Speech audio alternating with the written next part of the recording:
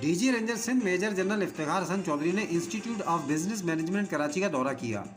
University के chancellor Mohammad Bashir Jam Mohammad, सदर सैयद तालिब करीम और इंतजामिया ने डी जी रेंजर सिंध का इस्तकबाल किया।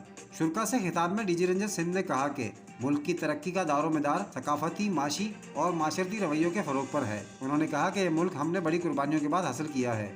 डी जी रेंजर सिंध ने कहा कि नौजवान खुसूसन तलबा हमारा कीमती असासा हैं। उन्होंने कहा कि नौजवान इल्मी और अमली मैदान में आगे बढ़कर मुल्क की तरक्की व खुशहाली में अपना किरदार अदा करें ताकि कायद आज़म का तरक्की याफ्ता पाकिस्तान का ख्वाब पूरा किया जा सके।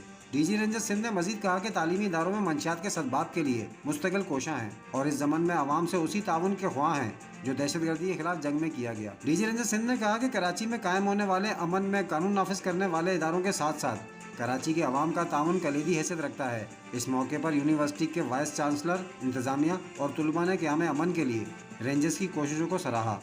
Wasif Qazi, all Pakistan news agency, Karachi.